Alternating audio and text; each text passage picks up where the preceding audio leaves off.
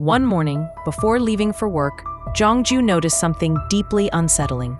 His daughter, who had always hated fish since childhood, was sitting at the dining table eating 10 gravy-covered fishes, one after another. Her grandmother, who was cooking nearby, also sensed something was terribly wrong. Jong Jiu felt a cold fear in his chest. The way his daughter moved and stared, it was as if some dark force had taken over her body. That night, Jong Jiu decided to find out the truth. After his daughter fell asleep, he quietly entered her room. On her desk lay a notebook filled with disturbing sketches, demonic faces, strange symbols, and shadowy creatures. Trembling, he lifted her blanket. On her legs were blisters, swollen and red, shaped like burn marks. Just then, his daughter's eyes opened. Her voice changed, deep and angry. She screamed at him for hours, accused him of spying on her, even threatened to hurt him. Terrified, Jong Jiu realized his daughter was no longer herself. She was possessed. The next morning, desperate to save her, he called a powerful exorcist named Wang Daji. When Wang entered the room, he looked around silently, then walked outside and blew a whistle. He asked Jong Jiu to bring a jar with a red lid. When the jar was opened, everyone gasped. Inside was a dead crow, wrapped in black thread. Wang Daji spoke in a heavy voice. "Someone has cursed your daughter." That evening, Wang began the ritual in the courtyard. Drums echoed through the air. The girl screamed and twisted on the ground. Her face turned pale, her body shook violently, and then she fell unconscious. When the ritual ended, Wang asked Jong Jiu if his daughter had met any strange person recently. Jong Jiu remembered the old Japanese man living alone on the hill.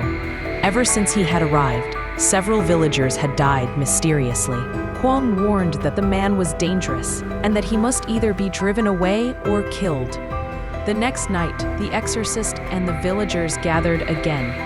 They started another ritual, beating drums and chanting spells. Meanwhile, on the hill, the Japanese man sensed danger. He hurriedly bought a dozen roosters, using their blood to counter Huang's magic. As both sides clashed with their spiritual powers, Jong Jiu's daughter started convulsing violently inside the house. Unable to watch her suffer, Jong Jiu stopped the ritual midway. Although the ceremony ended abruptly, the Japanese man on the hill was badly injured. The following morning, Jong Jiu gathered his friends and went to the hill to finish what they had started. But when they reached the old man's hut, it was a mess. The floor was covered with chicken blood, and the man was gone. Suddenly, a corpse began to move, a zombie, stumbling toward them. The Japanese man had used dark magic to reanimate it. In panic, Jong Jiu smashed its skull with a rock. Then one of his friends spotted the old man hiding in the shadows. They chased him down the hill. In the pouring rain, he slipped and disappeared off a cliff. Later that night, while driving home, Jong Jiu saw a body lying in the middle of the road. It was the same Japanese man, with no one around.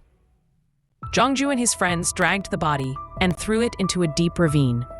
When he returned home, his daughter suddenly recovered, smiling again as if nothing had happened. Jong Jiu believed the nightmare was finally over, but he was wrong. Weeks later, one of Jong Jiu's co-workers went insane and brutally murdered his own family. When Wang Daji heard about it, he decided to investigate. As he entered the village, a mysterious girl dressed in white appeared before him. Their eyes met, and Huang suddenly started bleeding from his nose and vomiting uncontrollably. Frightened, he ran away. On his way out of town, thousands of moths smashed against his car windshield, covering it completely.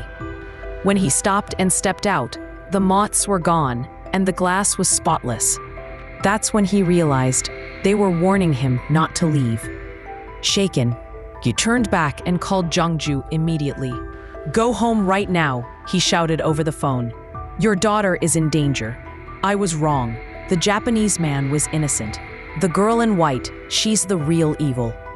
Jong Jiu ran home as fast as he could, but when he reached, his daughter was gone. Panicking, he searched everywhere and soon came face to face with the same girl in white that Huang had described. Her voice was calm but haunting. She told him not to go home again, or his entire family would die. Jong Jiu, confused, demanded to know why. The girl said the man he had thrown into the ravine was not a human, but an immortal demon. That demon had possessed his daughter's mind and taken her away. She was waiting there only to protect Jong Jiu from what was coming.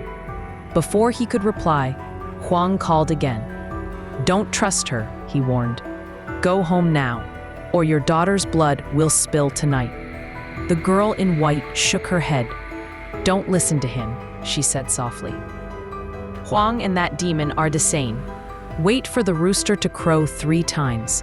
Only then will the curse be broken." Jong Jiu stood frozen. Both seemed believable. Whom should he trust?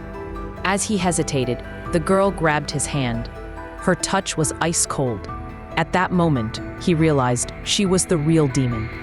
Terrified, Jong Jiu ran home. But when he reached, it was too late. Inside, blood was everywhere. His family lay lifeless on the floor, and his daughter sat silently beside them, crying. She whispered, "I told you the truth. Why didn't you believe me?" At that same moment, on the distant hill, the Japanese man's body began to change. His eyes opened, glowing red.